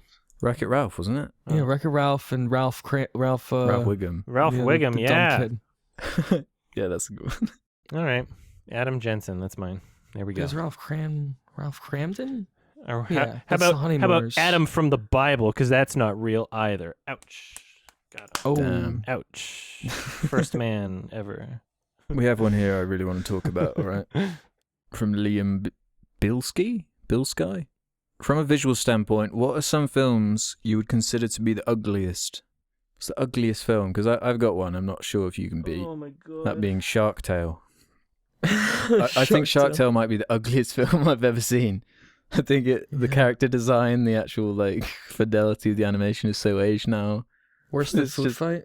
Like that one doesn't even fucking count. Okay, yeah, if you're gonna say like, because like a lot of straight to DVD action movies that I've been watching Yeah, recently, like I the guess if lighting you is if you're horrendous, counting you know? those, then They're all the- brown, like the Steve Seagal yeah. movies, the Bruce Willis. They look like total shit. I watched one with Nick Cage called Primal. Came out recently. It's like a Primal. yeah, he's like dressed like a Australian like animal hunter, Okay. and he has like there's like a cheetah on the cover. Crocodile Dundee. Yeah, there's like or like a panther. Yeah, but the lighting mostly takes place, or the movie mostly takes place on a boat, and the lighting is like all practical. It's horrendous. It looks really cheap, really flat. Like just the worst like lighting you could imagine on a movie. Yeah. Yeah, I'm looking at the screenshots. Oh my god. And the panther's barely in it. The CGI on it's terrible, but the lighting is really bad in that. For unintentional, I would probably go with something like I Know Who Killed Me or something like that. The constant like blue Okay. shit was just so fucking annoying. And then for intentional, I would say something like Trash Humpers by Harmony Korine. It's like that's supposed to be ugly. Yeah. Okay. It aims to be ugly. Like Texas Chainsaw Massacre looks very, I guess, grungy, and Yeah. that's like the point of it. You could argue like some Safdie Mm. Brothers shit. You know, it's like intentionally Safdie ugly in a Brothers. way. yeah, Yeah, Well, kind some of like stuff at the time. dirty. Mhm. Mhm. There was like a little, very shaky and out of focus sometimes. Robert Pattinson's close-ups. The makeup artist adds more grease on their face. Ink Drop 53 is one for Adam. Uh-oh. And I'm putting you on the spot a little bit here, so you don't have to do it if you don't want. But they want to know if you can show us your best Kira laugh. What they're like talking Death about Note? is yeah, we're talking about Death Note. There's like an infamous laugh, I think, from kind of towards the end of the show. It's quite iconic. Fuck. Well, if I'm supposed to be, am I supposed to be imitating a laugh from a specific episode? Because I'll want to like timestamp that for sure. So if I'm thinking like the anime, like that I'm familiar with, I've seen like the first however many episodes more than I've seen the later ones. And in that sense, It's from the it's Kira from laugh. towards the end. So there's a specific one, is what you're saying? I believe, yeah, because I just searched it up on YouTube and just whichever had the Okay, most well, let me just viewed take and a was most memed, I figured. Okay, was well, I don't know if the Kira question laugh, is right? necessarily about that specific one, because Kira laughs a lot in the anime. I'll do one from memory right now. No, you're right. You're right. There's like, it's like it builds a little like. yeah, no, that's the one I'm thinking of. Okay. Yeah, when he's like, yeah. Yeah, he's like amused with himself at first. Yeah, and it just kind of keeps escalating and escalating. I'll take a potato chip and eat it. I don't know. That's a weird question for me specifically, because it's not like I've done that before, or it's not like I've talked about doing that. Well, it was one of the most upvoted questions, so like they just really wanted it to happen, so okay. I guess they got it, you know? Potato chips. Rabid Mini Bear has one. What have you guys been watching lately? Bunch of shit. Bunch of Bruce shit. Willis movies. Bunch of shit. Been watching the world burn. Fucking miserable. He was in one China produced movie called Airstrike. Adrian Brody's in it as well. But it's like a China produced movie, you know, it's the same guys who made that China Salesman movie with Mike Tyson and Steve Seagal. Oh yeah, I heard about that. Yeah, it's like a fucking scam. Like all of the Sounds movies are hilarious. scams. He's in it for like 10%. It's literally just like put Bruce Willis on the cover, he's in it for 5%, 10% of the movie, and then the rest of it's filler. It's awful. Oh, have they changed the name? Because on IMDb it's called The Bombing. Yeah, it's called The Bombing and also Airstrike. It has two Yeah, the titles. poster says Airstrike, but on IMDb it says The Bombing. The bombing sounds like a self-fulfilling prophecy. Yeah. Bruce Willis just makes me laugh now. Fucking Yeah. bomb. We should do comedies. I've been watching The Wire. Damn, I need to start watching that. Good choice. Is this your first time? It is my first time, yeah. Because Yeah. How far through are you? I'm at season 3. Okay. And yeah, I think it is as good as they say. It's just so well written. It's very literary in that way. I really need to get to that. Very down to earth. Yeah. Yeah, no, it's very good. Depends how recently. If we're talking recently, like later today, I'll be checking out Eric Andre season 5. Nice. We're talking recently, like a few weeks ago, Boys season 2. Not as good as season 1, but still fine. You didn't like it as much, did you? No, I didn't. No. Okay. It was a little too obvious. There were more stupid, illogical things. There was aggressive product placement with 2 different brands throughout the entire series that really bugged me. You'll like that in The Wire. Oh yeah? I don't know if it could possibly be as aggressive as The Boys season 2 though. Fucking Fresca and Almond I'm actually blanking on... Oh, Fresca, yeah. I didn't actually understand that because we don't really have that drink here. So it's like, is this like some that gag? and Almond Joy, the other one, and constantly right, okay. in that season. It was so weird. Yeah, it's just not as well written, I don't think. Anyway, I'll still keep watching, but season 1 was much better and more subtle in what it was saying and what it was communicating. Yeah, it was definitely more subtle, but yeah, I've been reading some issues of the book and it's like the show is very subtle compared to that. Oh yeah? The source material, yeah. Yeah, those 2 things, and then a fuck ton of movies, I guess. Random shit that's been coming out. Any standout? Oh man, like I don't know. There's a bunch of great shit that I watched. I'm still doing my film festival quickies because I just have to keep coming back to them and then doing my Lion King shit and go back and forth. The new Alex Gibney documentary was pretty good. There was the COVID Trump one. Why don't I just look at my fucking ratings real quick and then I'll end this question. I heard good things about Social Dilemma. I want to watch that. I watched Heat again recently. That's a great movie. It's a heist movie. Mm-hmm. I've never seen that. I need to see that. It's awesome. Val Kilmer has this weird growth on his elbow. I guess from an Really? injury. Yeah, and like during the movie you can see it. There's a scene where he has like a sleeveless shirt. And like this time I just like that's the only thing I can notice the whole scene. You just like This hyper focused disgusting on it. growth. Yeah, this disgusting growth on his elbow. No, I was saying to Ralph before we recorded that I saw Once Upon a Time in the West the other day.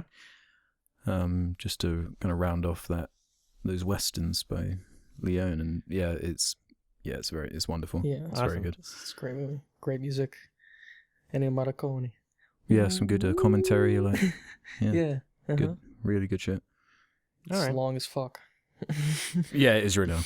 Mm-hmm. There was a great movie called There Is No Evil, and it was a surprisingly great movie.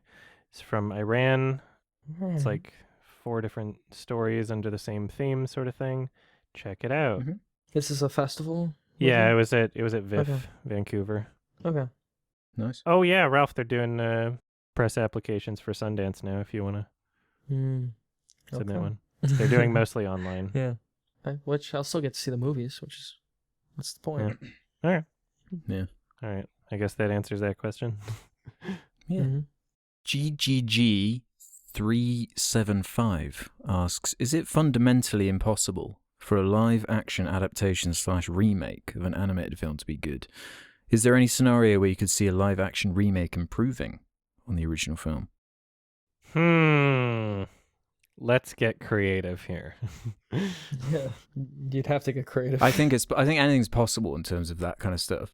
I think it's the philosophy that's the real problem behind, these adaptations and remakes in live action, because they're just forgetting the whole creative process basically. Like it's so fucked up. Like Mulan, like it just doesn't make sense the way they've adapted it in different mediums, and you would have to have someone who was really built for it, who had a passion for it, who had full control over it. And I don't know, I can't really see that happening unless it was I can't even picture it happening, because they all come out of Disney, and like it's all the same shit. So Yeah.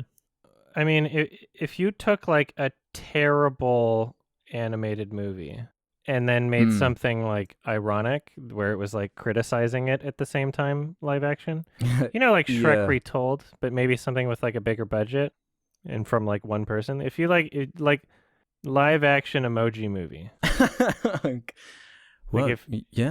you'd have to be creative. You'd have to be creative with it, but that's the thing. That as long as you're creative enough with any story, you can make it work. But it's just the work that has to go into making that live action Minions. It's gonna happen one day. Well, if I make a live action review of Minions, please, that's like that's what it is. It's just me talking about a movie in live action, and I play the movie, but it's live action. True. But you gotta if that's what you want to count, reenact. That's what I mean the by entire creative. film. Yeah. In yellow face. You could like recreate a movie in a different animation style, like a live action animation style, stop motion. Yeah. I've seen that done before. If we're considering stop motion to be live action, yeah. Yeah, like technically it is. It's puppetry in real is life. Also. Yeah, puppetry is too. I've seen that adapted for like jokes, or vice versa. Like you could take like the Muppets and make them animated. Yeah. God, it's just so depressing.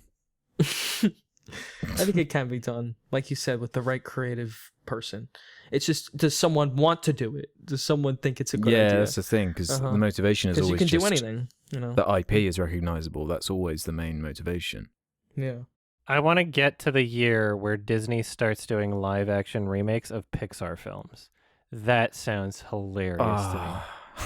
That sounds fucking awesome. Yeah, they're gonna do like Toy Story. Yeah, no. Imagine Monsters Inc. live action. Like a real girl or a real kid. Yeah. And then like live action monsters all around. I mean, so much of it would be Christ. digital anyway, but yeah. Well, they call that Lion King. Yeah, exactly. They would make like Sully look more realistic, and they'd make Mike look like more slimy. It'll be gross. Like live action because it's so realistic. Slimy Mike. Yeah, it'd be gross. And then Roz, imagine Roz in live action. Actually, just gives you like a heart attack. Even more disgusting. Yeah.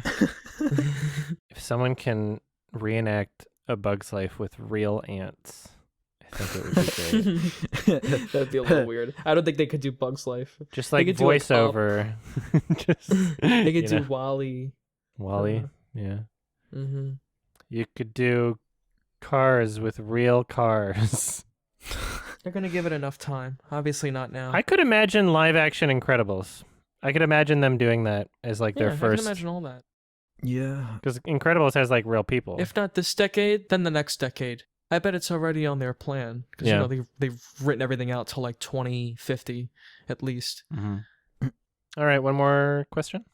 Okay, let's end on the quick fire round from Goosey McGooseface 2. All right, so these are it's like 6 questions, but they're just short answers. Yeah. Okay. Sylvester Stallone or Arnold Schwarzenegger? For what? President? Like, fuck off. Give me more information. Yeah, true. They you think he's a better actor? Yeah, as people? Schwarzenegger. I love him more. Yep, same. Schwarzenegger is a very good personality. But he's Stallone more likable. He's been in a few movies. That's true. He's been in a few movies that are like considered really great, like Rocky. Yeah, which he's actually very good in, and First Blood is good. Most of his career's stupid. I watched that new Rambo movie, Last Blood. Oh, how was it? It's pretty terrible. He's pretty bad terrible. in it too. But yeah, it doesn't make any sense. Like First Blood's actually, First Blood is a term. Last Blood is not. Yeah. I didn't even think about that. That's so hilarious. Last Blood is not a thing. Yeah. Okay. Whatever. Jackie Chan or Bruce Lee? I've never seen a Bruce Lee movie. I wish I had more context because I know that Jackie Chan was like inspired by Bruce Lee, but I'm more familiar with Jackie Chan than Bruce Lee. So my gut says Jackie Chan because I love Jackie Chan. Yeah, I think I'm with you. I think I'd say Jackie Chan. Jackie Chan, yeah. Chuck Norris or Steven Seagal? Seagal. Yeah. What do you think, Ralph, on that did Chuck Norris rape anyone? Yeah, I don't think so. Did he? Well, no, I don't know. I'm just... he might have. Well, it's just sure. Seagal most likely did. I'll go Chuck Norris because I don't think he's raped anyone. Yeah, I guess I'll give it to Chuck for the same reason. Star Wars or Star Trek? Fuck off. Star Wars. Yeah, Star Wars. Fuck off. Yeah, I abstain. This Star Wars. What about this one? I like what Star about Wars. this one, Adam? Voting Green Party on that Harry one. Potter or Lord of the Rings? Lord of the Rings. Mm-hmm. Ralph? Easy. Yeah, Lord of the Rings, 100%. Yeah, Lord of the Rings. I'll leave it there. And the last one, Michael Bay or Roland Emmerich?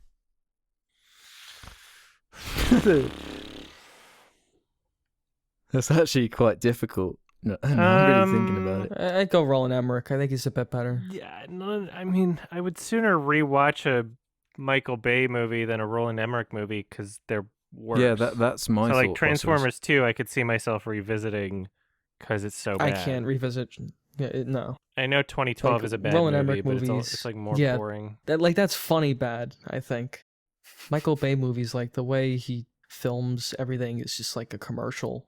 It's like filming a Victoria's Secret commercial or a car commercial. Like that's everything. But did you and see the characters suck and the stories make no sense. Like Roland Emmerich movies are goofy. Like they're very goofy and cliche, but they feel like movies. They like make sense. Almost. not his newer ones though. But, Yeah. like Independence Day Resurgence. Did you see that? I watched. Yeah, that was terrible. Sure. Jesus Christ. Yeah, that was absolutely like his new ones are. Didn't he Like make White House Midway? Down. Was that one of his? Midway's Yes. it's like a airplane movie, but it looks entirely like it's a PlayStation 4 game. It looks fucking horrendous. And yeah, White House Down with Jamie Foxx and Channing Tatum. That was really stupid. 10,000 beat. Yeah, I'm gonna have to go for Bay. I can't believe I'm saying this. I'm going Bay. Bay's my Which Bay. movies would you say are better than like Independence Day? That's not the question. That's not the question. I'm just thinking if I have to sit down and watch one, I would get more out of the experience just from the hate watching a Michael Bay movie than getting bored. He's made a more gigantic cultural impact. I'll go with the other guy. Yeah. Fair enough. There it is. Awesome. Well, thanks for all the questions, everybody. Yeah, that was awesome. fun. Yeah. I believe we have a film recommendation from Ralph. Oh, from me? I think so. Alex did 2010. And then Yeah, it was 2010. Yeah. Okay. Well, I'm going to recommend a movie I haven't seen. I really want to.